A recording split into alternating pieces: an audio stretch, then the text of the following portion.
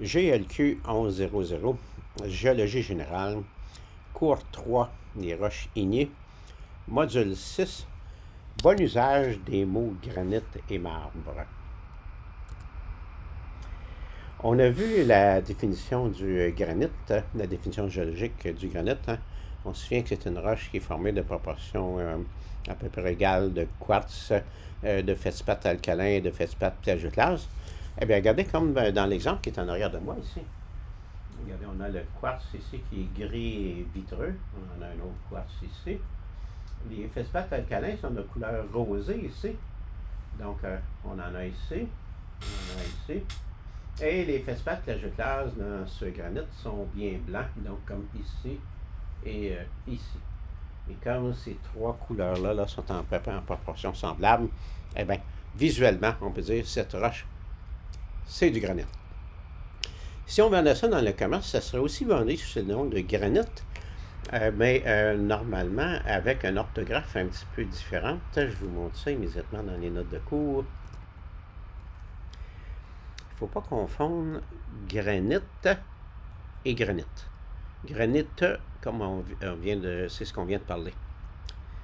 Le mot granit, pas de E à la fin, c'est une appellation commerciale qui sert à désigner toute roche dure et grenue utilisable pour la sculpture, l'architecture, la construction en général, sans égard à sa nature géologique. Donc, on peut vous vendre sous le nom de granit, aussi bien des roches ignées, sédimentaires ou métamorphiques. Le seul critère, c'est que c'est dur, ça se grenue et ça se polit, et ça se vend en feuilles. Bon. Maintenant, on a un produit qui est bien à la mode, hein? Le granit noir. On aime bien une rénovation de cuisine en granit noir. Le granit des géologues ne peut pas être une roche noire. C'est une roche leucocrate.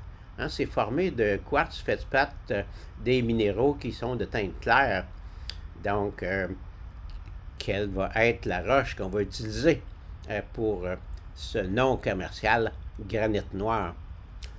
Eh bien, les granites noirs en exploitation au Québec, les voici. C'est un tableau qui vient du ministère des Recherches naturelles.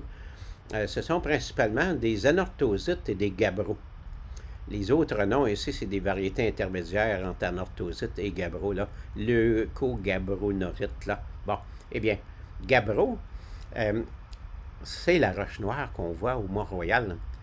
Autrement dit, si la roche du Mont-Royal était exploitée pour être vendue en feuilles comme matériau de construction, ça ne pourrait pas être vendu sous le nom de gabbro. C'est un nom qui n'existe pas dans le commerce des roches. On utiliserait plutôt le nom granit noir parce que c'est une roche dure et grenue. Et là, bien, on lui donne un qualificatif, hein, le granit noir de Montréal, par exemple, hein, ou le granit noir du Mont-Royal. On fait une simplification semblable aussi avec le mot marbre. Le marbre des géologues, on va voir que c'est une roche métamorphique. C'est le produit du métamorphisme des roches carbonatées, les calcaires. Mais dans son sens commercial, on a étendu la signification du mot marbre à toute roche tendre susceptible d'être polie. Eh bien, ça inclut le calcaire, ça inclut l'anhydrite, ça inclut le gypse, d'autres roches qui sont vendues commercialement, mais sous le chapeau du marbre ici. C'est pour ça qu'on peut trouver des marbres qui contiennent des fossiles. Les vrais marbres des géologues ne contiennent jamais de fossiles, parce que comme c'est du carbonate de calcium qui a recristallisé, le processus de la recristallisation fait disparaître toute trace organique.